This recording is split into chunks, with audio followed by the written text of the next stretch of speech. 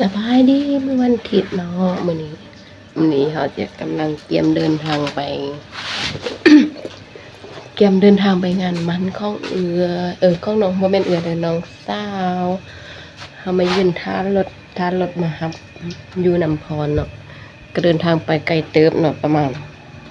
2 ชั่วโมงจึงค่อยฮอดสบายดีวันอาทิตย์เรากำลังเดินทางไปน้ำพรอ้าว กล้องไม่เต็มใจเลยเอามานั่งท้ารถท้ารถใหญ่นะครับกับเราที่ไปน้ำพรท้ารถใหญ่เป็นเติบเนาะอันนี้แม่น้องแตงโมแม่น้องเต้าเมีย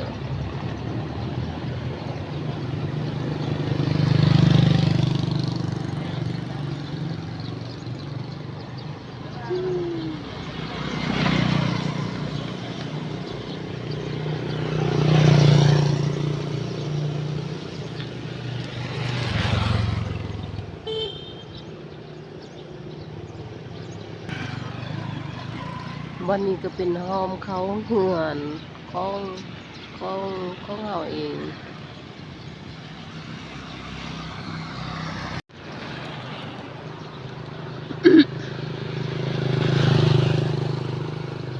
เล่นเขานี่รถมาหอดแล้วรถฟอร์ดขี่รถฟอร์ดไปซุปเปอร์รถมาหับแล้วเราเป็นนายเด้อมีคนมาหับมาส่งของมี7 คนมา7 คนฮัลโหล7 คนกับ7 คนเบอร์ไหนได้7 คนน่ะ7 คนไป7 คนแต่จนแมงว่ามาบุกกระเช้าบุก ต่อบูมี อะไรเมียนทันครับเมียนอยู่ก็ได้ ฮัลโหลคือบูพาบูไปนำเด้อไปหาสาว ตัวยามเนี่ยก่อนทันยา เนี่ยปานนั้นน่ะเชื่อนะสัญญามั้ยเดินทางไปบ้านคุ้มพอหอนแท้เมืองเพียงละเด้อยังไทยยังหาดอกแต่ให้ก็มี นี่จังแค่กันเขียนตรงนี้เป็นตัวฟังละน้ำฮัลโหลดอกกระเทียมโอนเงินให้ได้แล้วมื้อนี้น่ะมันจีบบ่สำหรับ640เนาะ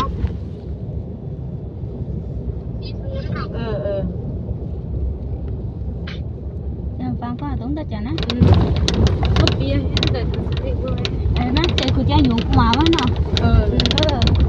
จังนี่มีผายังมีเรื่องแต่ผาที่มีอันตัวตุลุลาก็นี่เยี่ยมไทยก็เชียมดำนะคะเอาเยี่ยมไทยนี่มีเจ้ากับนายเยี่ยมดำเขาขายได้ยังหาเหมือนกันชิ้นใหญ่เยี่ยมไทยอันนี้พวกก็มีเจ้าเคยเยี่ยมดำด่านเราก็เดินส่งเครื่องแต่มีเจ้ากับนายเยี่ยมพระไทยเองเจ้าจะมาหนทางยังอีกยาวไกลปีเดี๋ยวก็เชียมได้แจ้งทำแล้วก็การเห็นตัวสูงในการปลูกค่ะสาวเราบอกภาษีใช่แบบนั้นนี่ก็ต้อนให้คนเยอะค่ะสมมุติคงอย่าเที่ยวอีกเที่ยวก็หันเท่าไหร่เดี๋ยวดูสิมีตัวอยู่ออกเดี๋ยวตัดวันนี้จะมีอย่างจังเดี๋ยวตัดพวกกับพุงกันนะคือก้อนแต่มีเจ้ากับนายอยู่ท่าแต่ยันหนุ่มกับนายสาวตัดเบาโลหนุ่มทานาเทียเลยทุกเรื่องกันนี่กันนะนั่นมันดินี่ก่อนนายพันยาเราเองดูว่านางแทนเกิดตานางแทนโอ้ตู้ผงเจ้าจันวะค่ะจันนี่ก็มั่งลงทำตะจมวงพอเนี่ยดูพอกันหน้าเลยนี่พอก็ทำมาแล้วก็เห็นแล้วจะการตรงอันนี้ก็สิเดียวนะนายมาหามันยามก็อย่างก็หนูเกตู้ผลรถคนเกตมันมีเชียอบนี่แบบมันก็มันก็ตัวว่าแล้วแต่มันคนที่เมารถไม่แต่ก็ฝาปูแรกว่ามันก้อนแถวเราว่าแบบไอ้แร่บุ้ยแหวะซื้อสั้นข้าไหนได้งูกระเบยยมก็มาเอ็มฟ้าหนักกันเนี่ยกระเบยยมมาเชียวเอาหลายรุ่นเด้ปูน่าเป็นมาจันโอ้โหน่าบ่มาไปเจียทงให้จังก้อนแซนไปเจียเนาะตู้ไปเจียทงมาอันนั้นทงท่าใดก่อโตดิ้นน่ะข้าไหนล่ะยังแพงแท้3 ถุง50เน้นเอาเนาะคือหาพิซซ่าหนูนั่งออกจ้ะสบายดีสาวนี่ตะก้อนเนี่ยนี่มันฮอนเลยมันฮอนน้ำ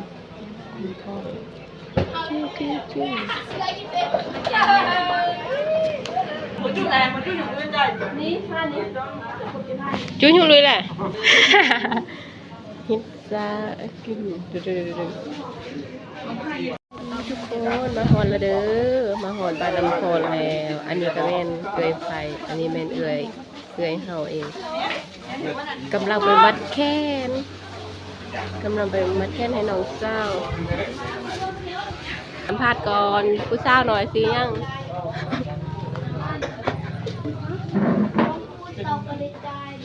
มัดแขน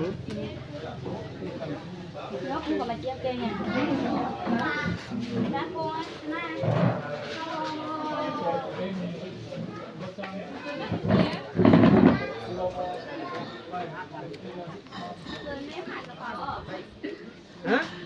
กระเป๋า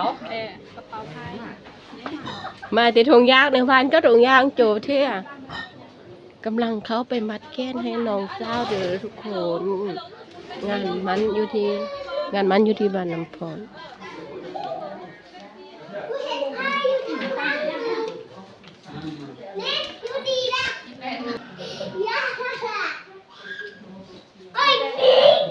สิ้นสดงานมัน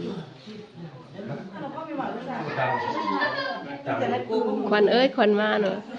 เฮ็ดตังดูแล้ว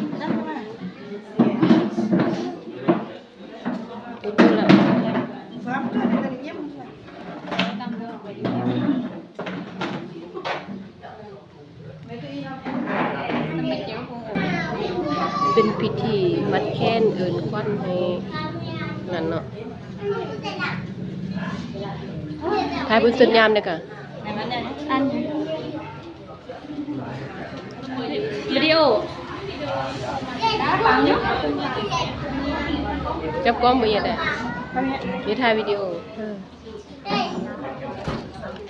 ยังไงเนาะ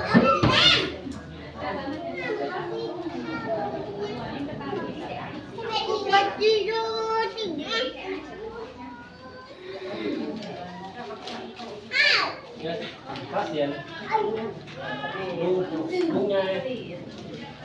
phát tiền đó đấy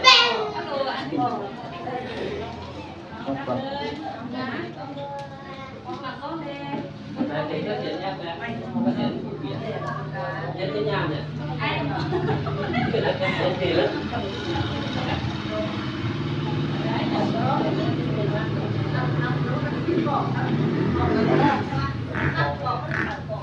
ฟังกระตาลูก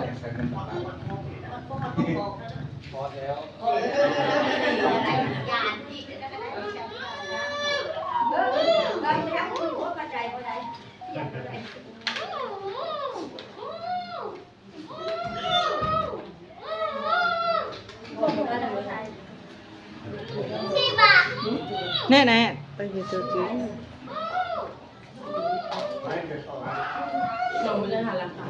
ช่วยหน่อยจีแยงให้หมด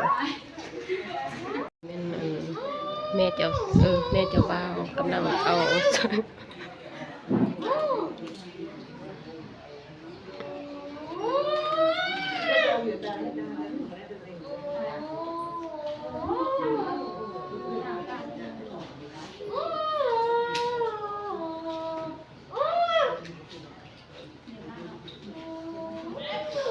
หมอตาจันนี่ก็มา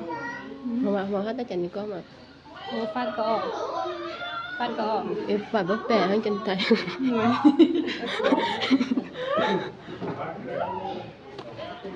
ปลาหนุ่มเดือดนะ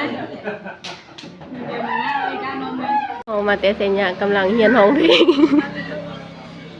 ซ้ำ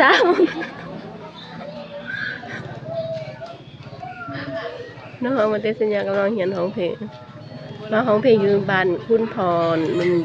นี้พวกเฮาจะมารับส่งนะห้องเพลงอยู่นี้เด้อ